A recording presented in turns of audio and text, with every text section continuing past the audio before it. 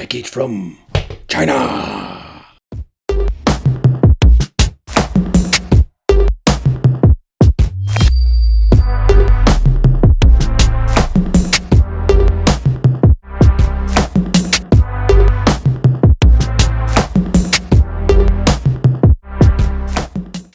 It's time for a package from China. Welcome back to the Wicked Gamer and Collector. It's time for a new system we review. It's time for a new Pi based system. So for the people who don't know what is a Pi, a Raspberry Pi is not the Pi where you're going to eat and become fluffy. No, this is the Pi that we can play games on. Here at the back you can see it already. Raspberry Pi 3B. So a lot of systems out there nowadays that are based on the Raspberry Pi. They call them DIY kits. This thing comes even with an extra controller. As you can see here, we have an HDMI cable, micro USB cable for charging, and even a power supply. And the power supply is... Oh man, it's falling out of the box! Wait for it, wait, yeah. And the power supply, yeah. It's basically just a power supply like in telephone charger. It even came with this adapter. Frankenstein thing. But you can basically buy. Here in the Netherlands we have the Action. We can buy a power supply for a couple of euros and that can charge your device. Alright, so let's talk about the controller itself. This is a controller you're getting with arcade machines and all the other stuff. Even with my Game Boy Pi from Funny Playing had this controller. It's not bad at all. It's a little bit tiny to be honest, but it does the job. But for basic games, because if you want to play, let's say, Sega Dreamcast, you will have some buttons you're missing out. Alright, let's talk about the system itself. Alright, so this thing looks a little bit similar like the one-up I've reviewed before, but this is something totally different.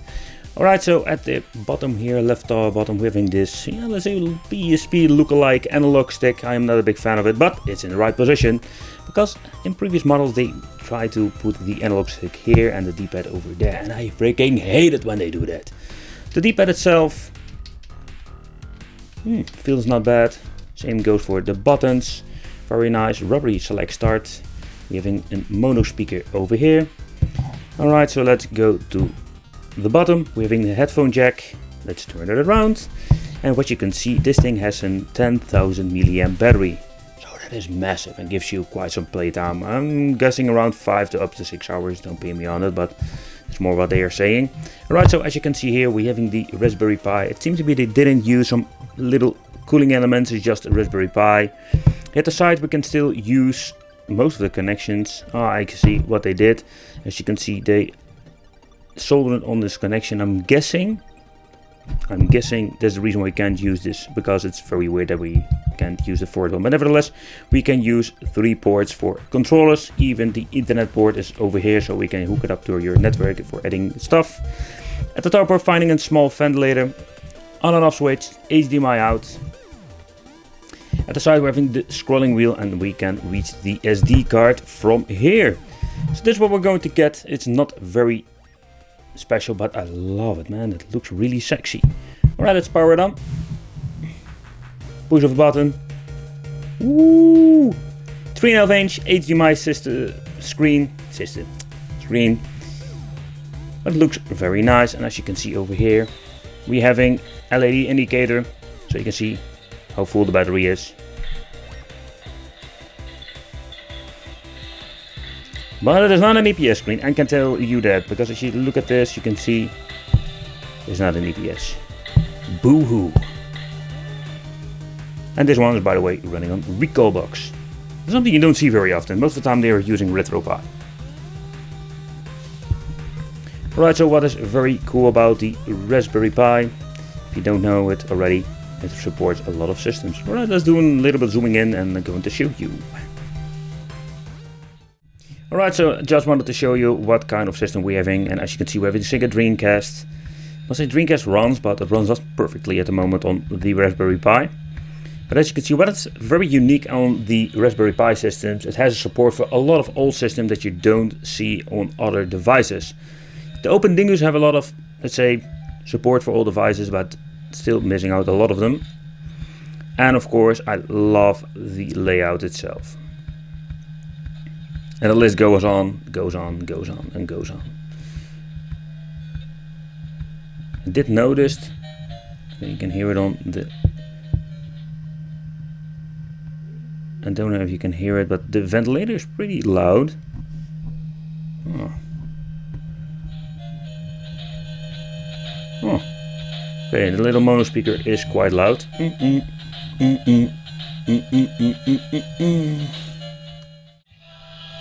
Oh, by the way, this is maximum volume. You have so many interference, this is not normal.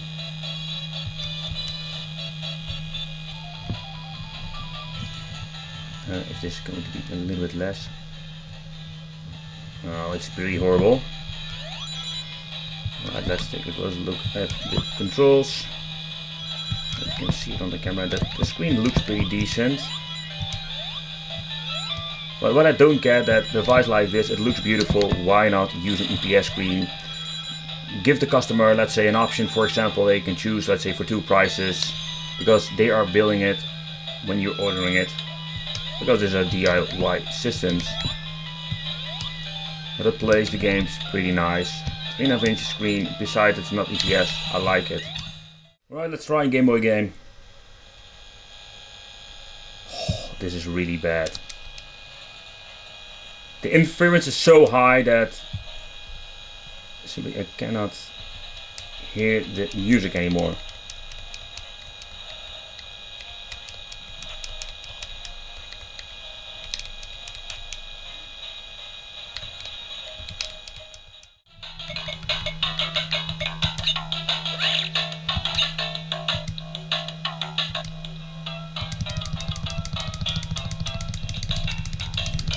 Skip the shit!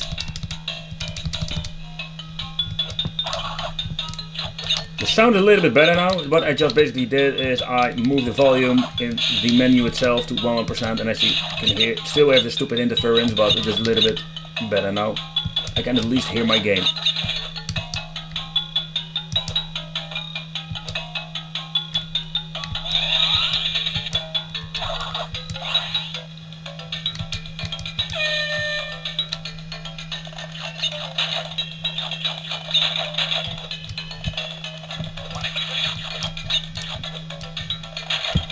And as you can see, the games run pretty nice.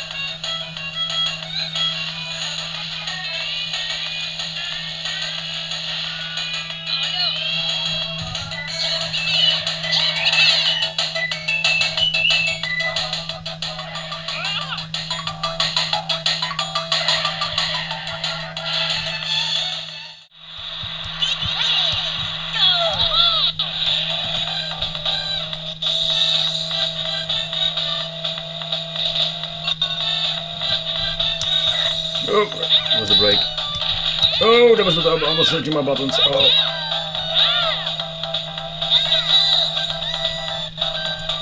That runs really smooth.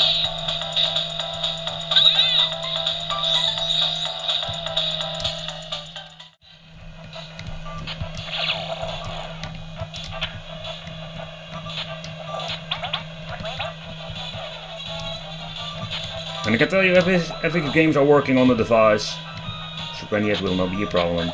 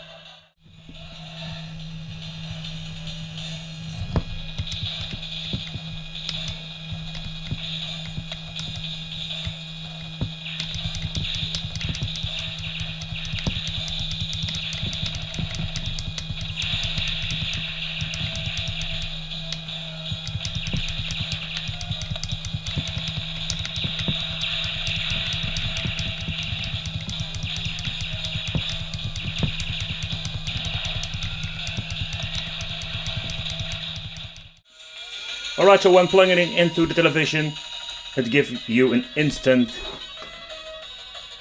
TV out function. Alright, so what are we going to do? Let's see. Let's go to the settings menu. Let's go to sound. Let's see if I can send the sound to my television. It's now connected to a jack. Ah, indeed. Very nice. Alright, that worked like a charm. Oh, by the way, the D-pad is pretty sensitive. This is really annoying. Alright, when connecting the device to the television, it works instantly without any configuration. But there's only one thing that I did notice. It was on the jack audio out. You need to put it on auto because it gives you the... It just helps you out. When putting in the HDMI, it goes to the HDMI. Or you can of course choose the HDMI itself if you want to, but I'm going to leave it on auto. Alright, so it looks very nice. Alright, let's try some games. Let's play some more. Alright, let's play a main game and let's see how this works. Beautiful image out, beautiful. Emulation is very good. Great sound. So that's the little positive thing about a Raspberry Pi, because basically they were using this thing like a game console. So now we have a 2-in-1. The D-pad is very nice.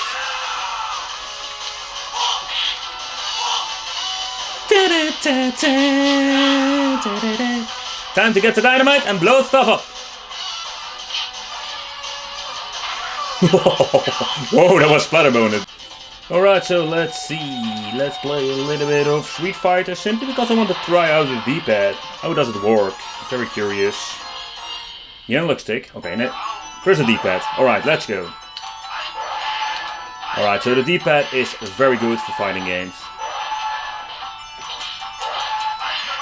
Alright, that was the one I was searching for. Alright, let's try the analog stick. Ooh, the analog stick is very nice too.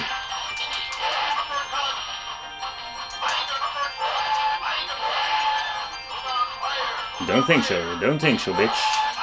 Go down. I hate Dulcian, by the way. Alright, so let's play some Crash Bandicoot, a 3-dimensional game. And a lot of people love PlayStation. And even in combination with the TV out function, we don't see any stutter or frame drops. The D-pad is not the best for adventure games. It's very sensitive, so I'm going to switch to the analog stick now. No. D-pad. Alright, so it works like a charm, people. Works like a charm. Alright, so this is what we're going to get with this Raspberry Pi handheld. So it's flawed in many ways. So let's talk about the more negative things. I really hate talking about negative things, but just need to mention. So first of all, yes, people, no shoulder buttons. So that is not good. We're having 6 buttons, so for the most retro games it's enough. But if you want to play, let's say, Sega Dreamcast, PSP and all those things, you will have a problem. So that thing is a very negative thing. And the interference on the speaker, we can avoid it a little bit simply by pumping out the volume 100% in the software itself. But still, as you can hear it very clearly. Alright, so what is very positive, even with this model, the one-up has these sharp edges and I don't have this problem with this portable device. It plays very nice, it is not getting really hot at the moment, so that is something that is very convenient, so the fan does its job. So I'm now playing it for a couple of hours and I must say the battery still is on the second LID. In other words, the 10,000 mAh, this will give you quite some time to play. The Raspberry Pi is more like a 2-in-1. You can use this thing like in game console. You can just plug it in your controller, you can plug in into your HDMI and you can play your old school games. Let me know what you think of this. But I thank you for watching. Don't forget to subscribe to the channel, hit the bell and become one of the Wicked family. And don't miss out any new videos. Hit the little bell, don't forget, because this means I will see you in the next video.